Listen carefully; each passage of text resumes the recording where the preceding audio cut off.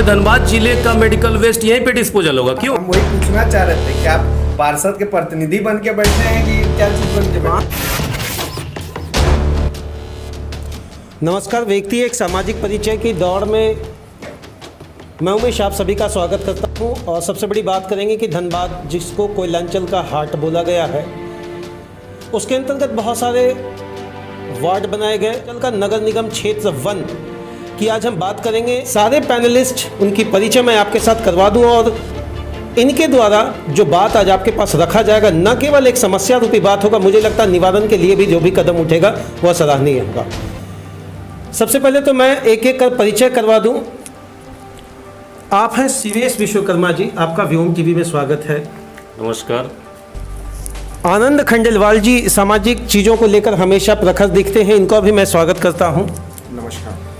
सोनू शर्मा जी नगर निगम की राजनीति से भी जुड़े रहे तो विशेष वार्ता इनके साथ भी होगी, आपका भी स्वागत है। सीवेश जी, आज कतरास कहाँ है? सबसे पहले तो मैं आपको धन्यवाद करता हूँ। जहाँ तक कतरास की बात है, आज कतरास ऐसी स्थिति में है जो हम कह सकते हैं जिस तरह हमारा देश विकासशील डेवलपिंग कंट्रीज़ है, उस तरह से कतरास भी विकासशील वार्ड हम कह सकते हैं, विकास की ओर अग्रसर है। कितना समय लग जाएगा? ये तो प्रतिनिधियों के ऊपर डिपेंड करता है। आप भी तो प्रतिनिधि के, जहाँ तक मुझे जानकारी है 2009 2014 दोनों चुनाव, 19 वाले चुनाव में मैं आपको बड़ा सक्रिय देखा। हर आंदोलन में मुझे लगता है ड्राफ्टिंग कमेटी के हेड आप ही रहे। बात सही है कि नहीं? नहीं, ये तो सही बात है, लेकिन मैं आपको एक चीज़ स्पष्ट कर देता हूँ कि विनोद गोस्वामी जी का चुनाव के समय भी मैं उनके साथ नहीं था और न उनके सारे कार्यों में मैं उनके साथ था। मैं उनका कोई प्रतिनिधि भी नहीं हूँ। आनंद जी, योग से समाज स्वस्थ हो जाएगा कि और भी समस्याएं दिख रही हैं? नमस्कार। सबसे पहले तो मैं आपको बहुत धन्यवाद देना चाहूँगा। योग से तो समाज स्वस्थ हो ही रहा है। विकास हुआ, लेकिन जिस क्षेत्र में विकास हुआ, जिस कार्य में विकास हुआ, वह कार्य कुछ दिनों का था। उस समय कहाँ थे आप लोग जब 2 कार्यकाल पर पार्षद यहाँ उपस्थित थे? उस कार्यकाल में आप लोगों का तो विरोध हमको कहीं नहीं दिखता था उतना। हम लोगों ने कभी भी किसी पार्षद का विरोध नहीं किया है, कभी भी प्रत्याशी का किसी का भी विरोध नहीं किया है। उनका कार्य जो रहा उन्होंने किया। फिर मांग कैसे पूरा होगा?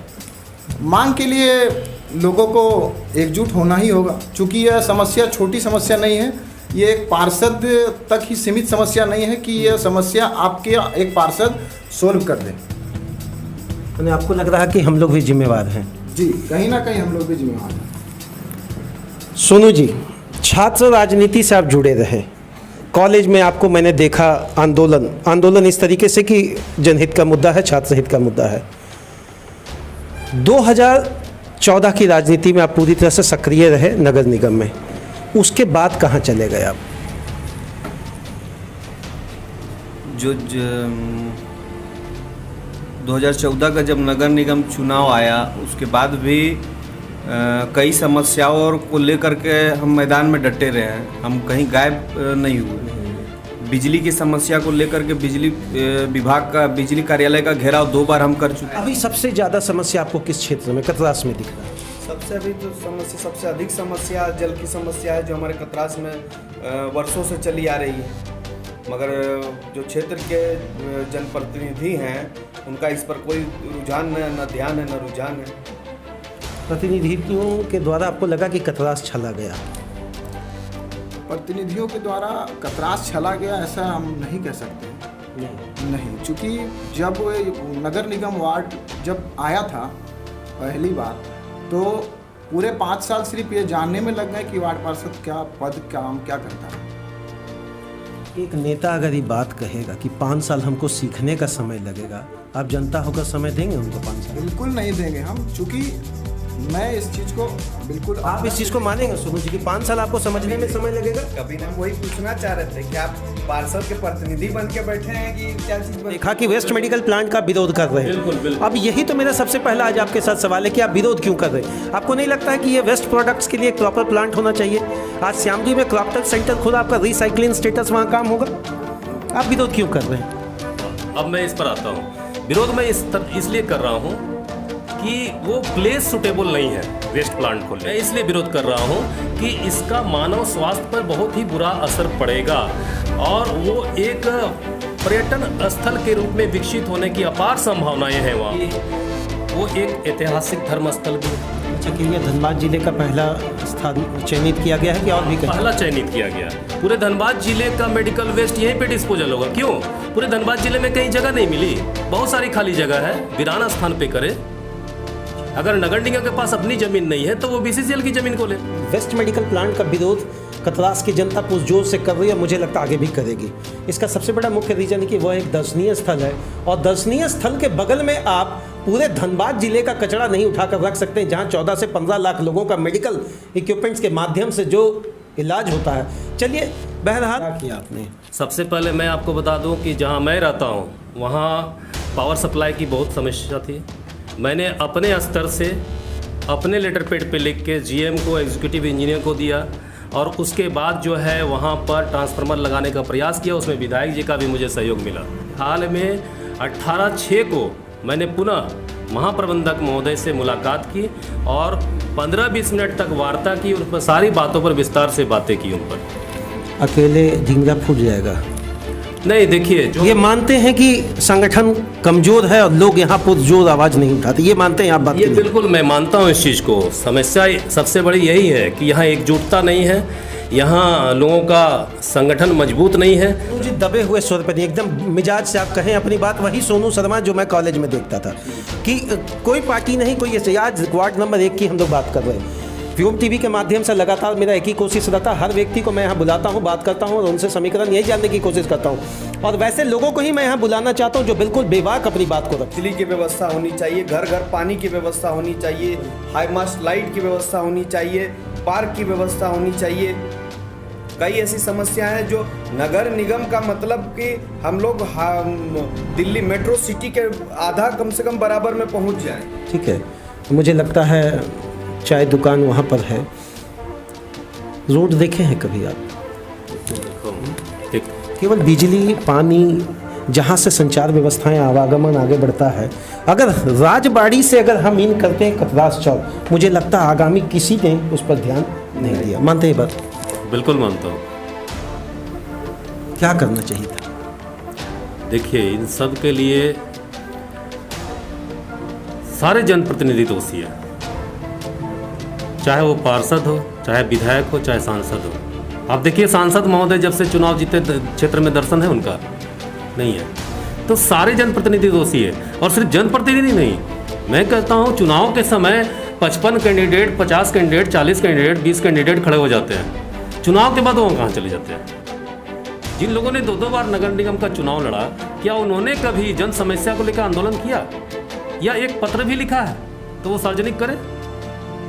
या जो चुनाव में खड़े होने की फिर से इच्छा रखते हैं या अपनी पत्नी को खड़ा करवाना चाहते हैं, अपनी बहन को खड़ा करना चाहते हैं, अपनी माँ को खड़ा करना चाहते हैं, चूंकि महिला वार्ड आरक्षित हो गया ये, तो क्या उन्होंने वो सार्वजनिक करें? क्या उन्होंने एक पत्र भी लिखा है, ये पब्लिक पिटीशन भी तैयार करके दिया है जन समस्या को दूर करने के लिए? आस लाने गए शाखाटाड़, जरलाही और सेलेक्टर, ये 3 ऐसा जगह है। आपको लगता है कि वार्ड नंबर 1 या नगर निगम में जब इसको चयनित करके डाला जा रहा था तो कहीं से कोई विरोध नहीं किया गया इस पे? यह तीनों क्षेत्र किसी भी रूप से वार्ड के लिए तो आरक्षित नहीं होना चाहिए था। बिल्कुल, चूँकि यहाँ पर गरीबी नहीं, मतलब एकदम गरीबी से नीचे के क्षेत्र के लोग जो यहाँ रहते हैं, उनका जीवन यापन वाकई में बहुत ही ज़्यादा संघर्ष करने के बाद बहुत कुछ पाते हैं, बहुत कम पाते हैं। इसलिए कम से कम ये 3 तो वार्ड में नहीं होने चाहिए था। शाखाटाड़ को लेकर एक बात उठता है कि बिजली का तार पहुंचाया गया। चलिए, बात सही है। वहाँ के लोग, मैं अभी 1 सप्ताह पहले जब लाइव सेगमेंट पर मैं वहाँ गया तो लोगों ने इस बात को कहा कि पार्षद महोदय को दिल से वो शुक्रिया किए। पहला तो हमारा पूरा कतरास वार्ड नंबर 1 नगर निगम क्षेत्र में आने के लायक ही नहीं है, उस योग्यता को पूरी भी नहीं करता। उसके बावजूद इसको नगर नहीं, निगम- ये बात इसलिए हम नहीं सुनेंगे क्योंकि आप 2 बार लड़े, हम दोबारा नहीं, 2 बार नहीं, एक बार लड़े, तो उस टाइम ही आपको पूछ जो झंडा गाड़ के बैठ जाना चाहिए था कि सब लोग लड़ रहे तो हम भी लड़ लिए। ये तो वही बात हो गई कि चलिए सोना बट रहा तो हम भी चल गए सोनू जी। नहीं, लोग हम लोगों के पास आ रहे थे कि ये नगर निगम हम लोग को आवास योजना में लिस्ट में नाम आया है, इसके लिए पार्षद का कुछ लोग हैं जो हम लोग से पैसा मांग रहे हैं खुलेआम। ये तो कोई नहीं है, खुलेआम पैसा वसूली हुआ, 25,000 30,000 जो जितना सका आम जनता को लूटा। और जो लोग सीधे नगर निगम कार्यालय से पार्षद के पास बिना गए हुए नगर निगम कार्यालय से भी आवास योजना को पास कराने गए, तो उस कार्यालय में भी उन लोगों से पैसा लिया गया। कि पूरा नगर निगम का कार्यालय से लेकर के पार्षद तक इस भ्रष्टाचार में लिप्त। आनंद जी, सोनू जी नेताजी से बोल रहे हैं ना? चूँकि वो इलेक्शन में खड़ा हुए हैं, जी, ऐसा होता है क्या? मकान चाहिए हमको, शौचालय चाहिए हमको, तो कुछ लेन देन ऐसा ही होता भारतवर्ष। खास नहीं। एक नंबर पे भारतवर्ष, आप हमको भटकाइए नहीं। बिल्कुल मैं कह रहा हूँ, सारी जगह करप्शन है। वार्ड नंबर 1 में, वार्ड नंबर 1 में भी करप्शन है। यहाँ भी लेन देन हुआ। मुझे भी शिकायत मिली। उस दिन कहाँ थे गुरुजी आप? मैं नहीं जानता, मैंने इसको संज्ञान में लिया और मैंने बात भी किया। उन्होंने स्पष्ट कहा कि मैंने नहीं लिया, मेरे किसी व्यक्ति ने लिया, और इस पर विवाद भी हुआ था। हाँ, ऐसा भी हुआ है। आप देखेंगे कई लोग प्रधानमंत्री योजना का लाभ भी लिया और उनका मकान 20 लाख 30 लाख रुपए का मकान है उनका। सोनू जी, सही है ये? बिल्कुल सच्चाई है बात में। इसका अगर जांच कराया जाए तो सब सामने आ जाएगा। को नहीं लगता कि जनता भी दोषी है? हम नेता और प्रतिनिधि की बात करेंगे, और आज पढ़ा लिखा मास्टर डिग्री और PhD और लोग डॉक्टर इंजीनियर अगर घर में वैसे बने हों और वो लोग जाकर अगर बोलते हो कि मुझे साइन कर दें और मैं आपको तैयार हूँ देने को, उसमें भी तो गलती है। तो ये गलती तो है ही। हम बगल में गलत होते देखते हैं और हम चुप रहते हैं। CVS जी मानवाधिकार से जुड़े हुए हैं, आनंद जी वार्ड 1 के नागरिक हैं और हमेशा मुखर रहते हैं, और सोनू जी स्वयं राजनीति से जुड़े हुए हैं। के मन में जो चल रहा है वार्ड नंबर 1 को लेकर, CVS जी बताएं। मेरे मन में यही चल रहा है कि कुछ जो बुद्धिजीवी सामाजिक कार्यकर्ता जो हैं वो सामने आए। क्षेत्रों का नाम बताएं जहां आप चाहते हैं कि अभी बहुत जरूरी में विकास जरूरी है। बहुत जरूरी विकास है। सबसे एकदम पहले वो जगह का नाम सबसे लेकर आप पहले बताएं। जो आप राजबाड़ी रोड बताएं, उस क्षेत्र में विकास की बहुत जरूरत है।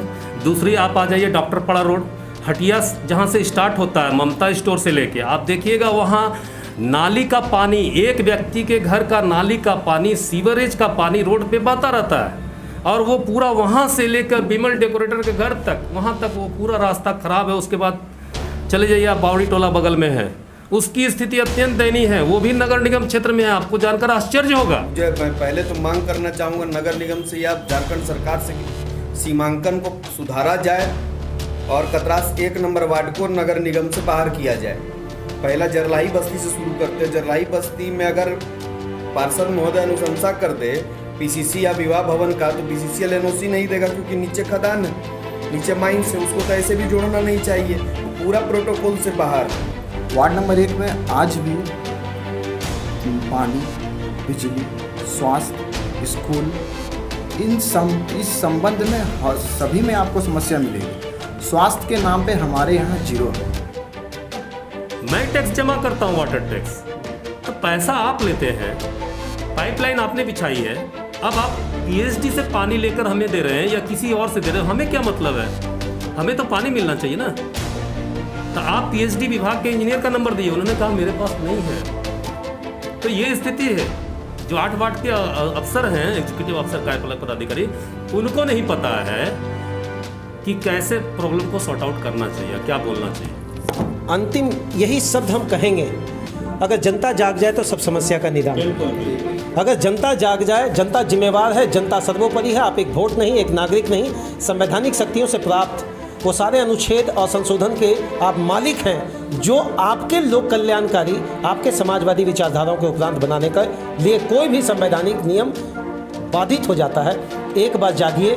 यह मेरा चैनल व्योम टीवी केवल एक ही मुद्दों पर विशेष बात करता है, समस्याओं को लेकर लोगों तक पहुंचना, और बार बार एक ही समस्या को दिखाने में मुझे भी तकलीफ होता है। धन्यवाद आप सभी का। एक ही रिक्वेस्ट है, जाग जाएं, अन्यथा आज आप आवाज़ उठा रहे हैं, कल आपके बच्चे हो सकते हैं आवाज़ ना उठाएं। इस व्योम टीवी और आपके उमेश विश्वकर्मा जी इस प्रयास के लिए कि आपने सामाजिक समस्याओं को ध्यान में लाने के लिए, जनता के ध्यान में लाने के लिए और उसका समाधान कैसे हो, इस पर विचार विमर्श के लिए मुझे आमंत्रित किया। इसके लिए मैं आपका और आपके व्योम टीवी दोनों का शुक्रिया अदा करता हूँ। चैनल जो है आज लगातार लोगों को किसी न किसी मुद्दे पर जागरूक करता आ रहा है, लोगों को किसी न किसी मुद्दे पर जागरूक के साथ में उसमें बल भी दे रहा है, जिससे काम भी हो रहे हैं।